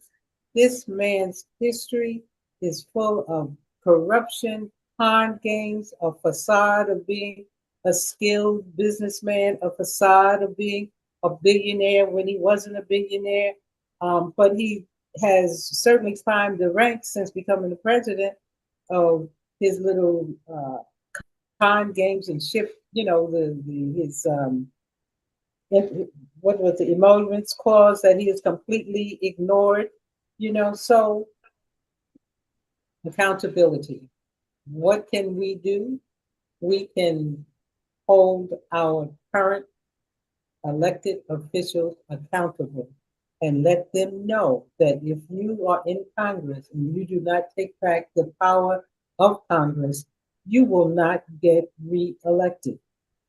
They're after power. They're after maintaining their offices. Okay? You're not going to hold this man accountable. We are going to hold you accountable. And in those states where you have the Republican domination, it's a so-called red state, then that means you have to work twice as hard to show some of our neighbors who maybe have supported him. Is this what you're supporting? Look at what has been revealed from these files. Look at from his past history. Is this what you're supporting? And you see high-profile people that were part of his support. I don't look at the Joe Reagan thing, but I've seen a few short reels on his from his podcast where he is starting to question, what is this guy doing in office? And so if we can get more of those people who supported him in the past open up their eyes, put pressure on them to put pressure on him. Perhaps that is a way that we can, what they say, flip the Congress and flip the Senate. We need to flip all of those characters who are bought and sold by AIPAC, and we need to flip them right on out of their office. Right. I think Brother Ishmael wants to say something. We gotta get him while he can, because I know he's at work. Is that Ishmael? Brother Ishmael. I think it's Edwin. Edward Willis. His hand was No, up for a while, and you Yeah, went it by. went down. It Oh, went Yeah. down. Go ahead, Brother Ishmael. Go ahead. Go ahead. Assalamu alaikum, everyone. And it's just real Alaikum quick. assalam. Wait, Just a follow up to Sister Amatullah. I look at what's going on right now, even with the re-election of Trump as a storm. So even with devastating storms, there are real victims. But it's never, for me, it's never really only bad or only good. It's a test, like we were saying. Of course, punishment could be part of it, but it could be a time for, show mercy, elevation, and even, a warning on some things. So just following up with what everyone was saying, I don't think we should just look at it in just one aspect. It's a number of aspects, and that all depends on how we respond to it and in comparison to what Allah's will is. So I'll stop there, but I'm enjoying the program. Thank you. Well, thank you, Brother Ishmael. And then Brother Edward. Yes, I really loved what Sister Amatullah had to say, and also what Brother Fleming had to say about governance. A big problem that we have, and I think many people today have spoken about it, is AIPAC. And nobody really wants to come out and say it, but we fund AIPAC. Me, you, every one of us that's on this call fund AIPAC. Because AIPAC gets their money from very wealthy people who control corporations around the world. And those people get their money, those corporations get their money because we not only spend our money with them, but we take money that we make, that we go and labor for, and we take a portion of that money, we put it in the 401k plans, which are then invested in those companies and make those companies much stronger, much more viable, and almost untouchable by us. We have no influence over them. So one of the ways that we actually kind of start affecting policy here in the United States, other than what we should be doing with our faith, even talking to our Arab brothers and sisters who supported Trump, by the way, in this election, of educating them on how this country best works and what our Constitution is about, and how that informs everything that America does around the world, is economically, we have to start putting our thumb down on these corporations and the things that they're doing with our money. And one of the things that we can start with, other than writing letters, and I hope everybody's writing letters to the boards of these corporations and everything, and talking to them about where their money goes and what it influences. We should be pulling 30% of the money that we're having taken out of our checks that are going into 401k plans. We should be withholding that money. Reduce your contributions by 30%. We should take those monies that we're not contributing there, money we don't see it, not supposed to see it till retirement. Take that money and start doing things in your community that bolster and support the way of life that we say that we want. Now, that may take some identification. It may take us actually creating some institutions within our community that people trust with that money.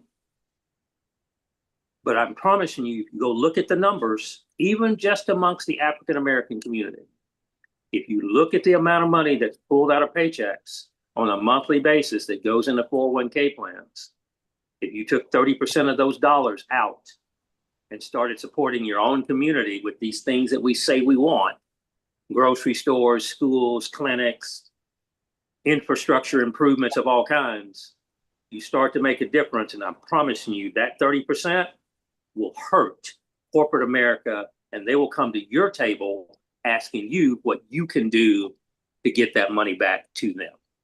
Assalamu alaikum. Alaikum assalam. Thank you for that comment. That's insightful, brother. Thank you. That's a Yeah, I concrete think I like that. I always like, especially the part where they're the ones who that we do have uh community members.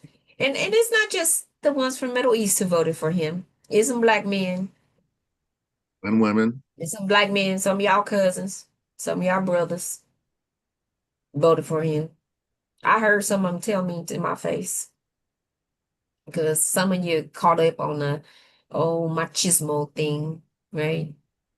You think that talking tough is going to do something, uh, when he doesn't. I mean, there's some women who have the same thing, right? You think talking tough does something. That's why people are pseudo impressed with him talking tough. This is why they come up with these so silly names. Operation Fury. They don't mean epic fury. anything. Epic What's it fury. called? Yeah, Epic Epic Fury. fury. Because he loves anything that says large. So that's why I got to use the word epic. And, spectacular. And so, but there's always some in the community that won't go along with when we say we're gonna pull our money, we're gonna divest, we're not gonna go here, we're not gonna go there, right? He's always somebody. Oh, we're not going to Target. Oh, why we not going to Target? Target got the whatever that I need. Well, I'm supposed to get it. Well, you can go here instead. Oh, me, I don't go there because Target right by my house. Well, we got somebody who just can't go along with the program. Because if you've ever seen that game where they have the chessboard and they have like it's surrounded by a bunch of rich or fat white men, and then you got the people hunched under the bottom. It's got like black and brown men hunched under it. Have you ever seen that graphic? And they're basically the legs under the table. I'll have to bring it for you next week and put it on the screen. And then it says under the caption, it says, all you have to do is stand up. Game over. Mhm. Because they're playing, it's a chessboard, and they are under the chessboard. And so Supporting the fat men are playing chess Right. on the backs of the men lying down with their backs. Right. And he said, all you have to do is stand up. Game over. Mhm. So I'm saying to us, all we have to do is stand up. But too many of us, I'm just going to say this. I see you, Michael. Too many of us, and I think I said this in a previous show, we're so tied to our struggle and our oppression that we have to have something to feel bad about. And if we stand up against it, if we fight against it, we don't have anything to complain about. So many of us need to complain. We got to complain. We don't know what to do with our happiness. We have to. We have to have something to blame it on. That's why I think so many of us live on the East Coast Ooh, and in the I South. heard that. say it. Yeah. I had to slip it in because you have to complain about how cold it is and how hot it is. Because if you don't, then you got to take, in all seriousness, you have to take responsibility for it. Once you figure out that, that if people take away all that bothers you, right? It's like there's an old thing that say, I can give you all the money that you have, all the money that you need to take away all your debt, and you still won't be happy because you're going to find something else to replace what you're worrying about. Because that's not the answer to the question. Now, some people say, oh, give me a whole bunch of money. That'll answer. I'll be really happy. No, because that's not the crux of what's bothering you. You got to get rid of whatever it is that you're vested in that struggle. A lot of people are vested in their struggle, so much so that they can't let it go. They like somebody else making the decision for them. And that's that type of PTSD, that post-slave traumatic syndrome. And you didn't have to be the slave. You could be not slave as in chattel slavery, but the slave as in a slave to commercial goods, a slave to material goods, a slave to having to have things a certain way because you're in the United States, a slave to having to live in a certain way. Doesn't have to be just chattel slavery. Brother Michael Amin, sir. Thank you for that. Yes. Where the Bible speaks about where your treasures are, I don't know the correct quote, but the perception is dealing with what you're just talking about, where your energy lies in terms of your your your values, if you will.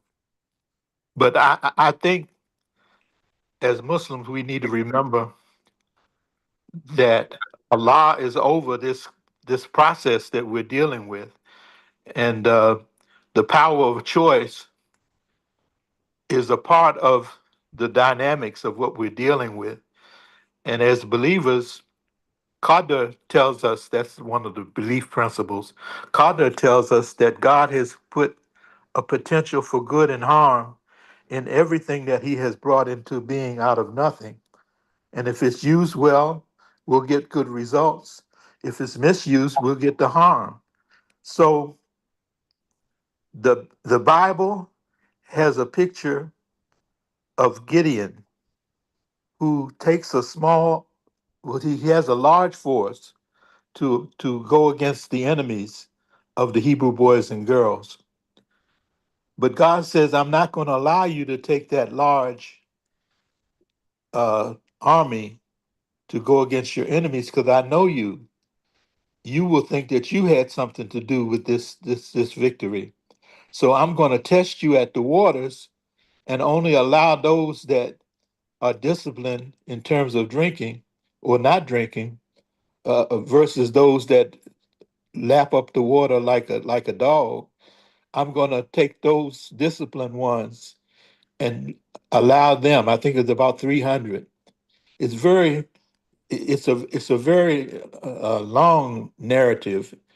It's much shorter, the same narrative, but it's much shorter in terms of details in the Holy Quran, Talud, taking a small army. So I just put that forward in terms of, this process. Allah is governing this process and utilizing our freedom of choice and limited free will in order to bring about the results that He wants. I mean, hell, how long have we had? Almost 250 years we've had all men are created equal, but look where we are in America. This is no sprint that we're dealing with. Thank you. Thank you for that. All right, you all. We're at time. I know we love these topics, but we're gotta wrap it up now. So, Sister Amatullah, Brother Fleming, you got some last words? Just a 30 second, in fact, 15-second thought. 15-second thought. But in listening to everyone's contributions to this very engaging conversation, my mind went back to when I was in Arizona going to school for a while. I had an old man that come by and check on me every night because he operated a service station not far from Glendale, Arizona. And he came in one day and said, Fleming, I got to speak at my son's elementary school tomorrow, and I don't know what I'm going to say. He said, he looked at us, he said, what, Fleming, look at my hand. I said, I'm looking at it. He said, whenever you point your finger at someone else, you got 3 pointing back at you. That's going to be my topic. Don't concentrate your life on pointing a finger at someone else. Spend 3 times that amount of energy on improving yourself, and you'll go further in life. That's accepting responsibility. The life that you've been given by Almighty God alone. You got to accept some responsibility and work on yourself to improve yourself. And don't put all that negative energy that's trying to point the finger at someone else. Inshallah, we'll make this place a better place for all of us to work in. Inshallah. That's it. Thank you, sister. Yeah, I want to thank all of the participants, those who spoke and even those who didn't speak, because we appreciate your participation with the program. And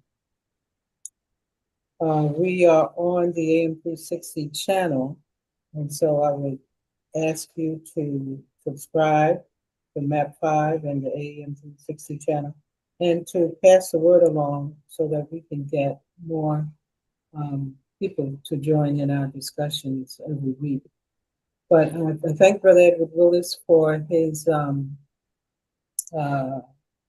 point. He started off by saying refund APAC. Okay. And so I was like, that's interesting. How did he get to that point? So that that financial hit on the corporations is a very significant strategy, I believe, that we can utilize, just like the BDS movement. Also, if you're an alumni of the school, many of the endowments, this is one of the problems that happened at Columbia and the other university, NYU. The students were trying to get the trustees to stop their investment in those companies that were benefiting from the war in Gaza. So I think that that financial piece is a strategy that we can use in conjunction with the letters and the phone call. And if you want rallies, you can participate in rallies too. But I think that we need to put our mind and our focus on how do we hold those people who are in elected positions accountable, truly accountable. And I think we have the opportunity to do that now with these midterms coming up. And I pray Allah will bless us to be successful in standing up for justice and praying for the innocent people who will be victimized by this action of Donald Trump and Hegseth and the Kushners and the Woodcops and all of his supporters, the J.D. Vances. And let's pray and let's pray for peace and kindness in the world, because we definitely don't have it, and it's what we need. And Allah responds to us if we respond to Him, inshallah. That's it. Can I take one more Thank second? Yeah, go ahead. Go ahead. Just one second, quickly. We have a president said, I worked quite heavily with the apartheid movement to put pressure on those universities, those companies, et cetera, who invested in South Africa. And that economic strategy works. Right. And we have proof of that. If you can get an economic engine going to challenge everybody, you don't have to get everybody involved, just a core group to really press the economic piece. And here's the direction we can take. You look at the Project 25 document, those major corporations in that document are working now for the president. And those funders behind that group, a lot of that money, I'm sure, goes into APAC and others. Some of them, unfortunately, look like us. I'm just going to be frank about it. That's what sort of disturbed me a little bit when I did my research on them. But that's a blueprint they use and almost literally to do what they're doing today. So take the time to look at those companies, know who they are, and be aware that you don't put your money in those that are working against your interests and against your principle, quality of life for yourself and your family and families that come. That's my 2 seconds. All right. So I'm going to wrap this up a little differently. I want to tell you something, and then I'll do the rest of the wrap. I want to tell you something that I talked about too. I told you all before that I teach in aspiring politicians how to run for office. And I also do a workshop for those who run for office and want to run for re-election, or those who are in office governance training. And there's a little thing about why people get into politics. So just grip your hijab and hold on to your little kufis for a second so I can tell you. It's 4 reasons. 4 reasons. And then I want you to see how it's come true. 4 reasons why people get into politics. They want to get paid. They want to get laid. They want to be famous. Or they want to be powerful. And most of the time, it's a combination of all four.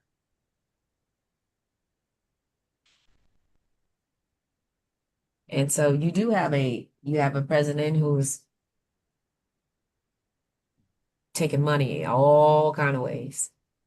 People in Congress who are taking money all kind of ways. People in the cabinet taking money all kind of ways. You've got sex scandals left and right. That's what these Epstein files is causing such a headache, right?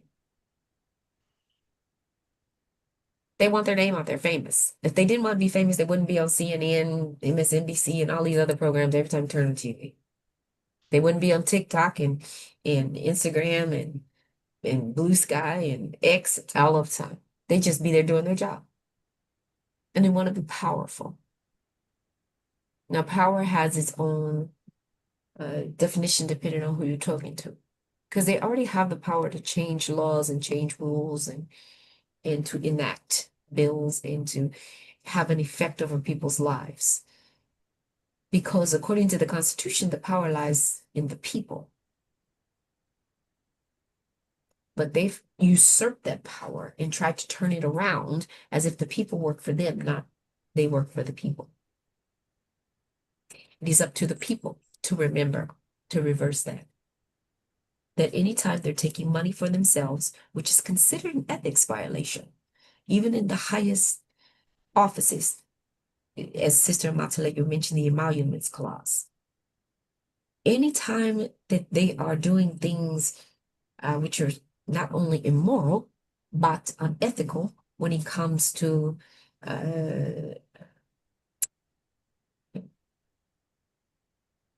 relationships in the office. This has nothing to do with religion. It is in your ethics training. It's up to the people to call them to the carpet on it, which is why you have such outrage on both sides, on all sides, including independents, with these Epstein files. Because it is seen to be unethical, not just immoral, but unethical.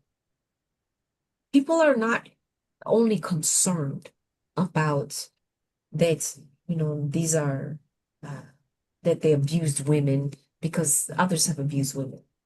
They're not just concerned that they're young women because others have had problems with young women. They're concerned that they lied about it.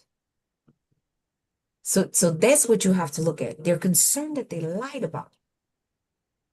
That's the ethical breach.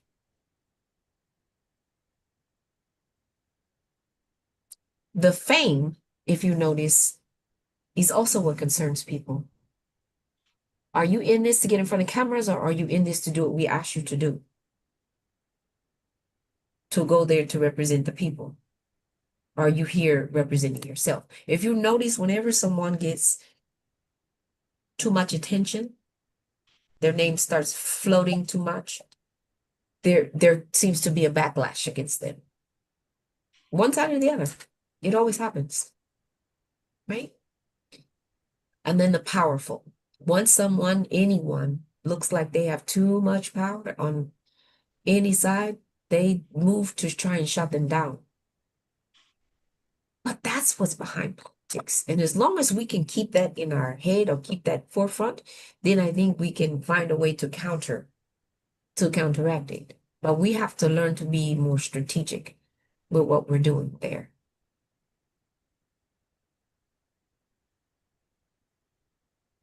With that, I'm going to let Brother Fleming tell us what's up next week before I take us out. What's up next week, sir? Well, next week we have Dr. Shay Woodbury, professor at A&T State University. She's also a county commissioner. She's going to talk about procurements for those that are in what she calls underutilized companies, meaning us, how to get those contracts in local government. We have Brother Sif Majid should be on. He's also running for the 99th district in Charlotte again to be our state representative in that part of North Carolina. And the third person hopefully will be our author, our brother who wrote the Wall. What's my brother's name? Ronald Shahid. Ronald Shahid. Yes. Alhamdulillah. Inshallah. Alhamdulillah, inshallah. And then we have one more week, one more Ramadan week. Sister, how are we bringing up the close of Ramadan week? Well, the 16th, we're going to have the next session with Imam Muhammad Abdullah and his document dealing with the Quranic Foundation for Muslim American Citizenship. Exercising our citizenship. It's on March 16th.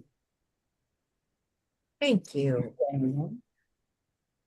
I wanted to have him today, but he's flying back today, so we're gonna have him in a couple of weeks. Imam Fahim Shuaib, really wanting him to talk about religion, faith, and spirituality, and ritual, the difference between this. So he'll be coming up in a few weeks. Until then, we will see you all the same time, same channel. 1 p.m. where the sun rises way too early. 12 Time for o'clock. Fajr prayer. What do you mean too early? I'll leave that 12 alone. o'clock in the middle of the country. And 10 o'clock where you can feel the waves. I'll get lost in the And Pacific smell the Ocean. ocean. And smell the most beautiful ocean that there is. You're on MAP5. Brother Michael, make it quick, make it quick. We gotta go. We have Ramadan victories, worldly victories, and we have to remember that this is not just a spiritual uh, uh, program in our faith, but it's also we look for business, we look for relationship, we look for education, and on successes. You know, actual community successes in and coming out of Ramadan. Thank you. Yes. Yes, sir. Thank you for that. And with that, we ask you to, I'm going to tell you this way. Let me see. As we change ourselves, our own nature, our attitude, our contributions to the world around us will in turn also change. Stay powerful, stay purpose-driven, stay prayerful, stay politically engaged, and participate civically. MAP5, Power of 5. And with that, it's a wrap. Ramadan Mubarak and Assalamu Alaikum. Ramadan Mubarak. Thank you all. Thank you. Thank you. See you on the other side. Yes. On the East Coast. I just came from there. I'm good. I'm good. I'm coming your I'll way see in a you next couple of month. days. I can come your I'll way be from back next month. Yeah, I'm back into this month. my granddaughter's graduating from over there from college, so I'll be over there in a couple of weeks. Okay, inshallah. Just Inshallah. remind folks, be sure to subscribe and let people know about MAP5 and all of the other dynamic programming on American Muslim 360, available on Zoom and also live streamed on YouTube and Facebook. And in 2 hours, you'll have Optimal Health on AM360.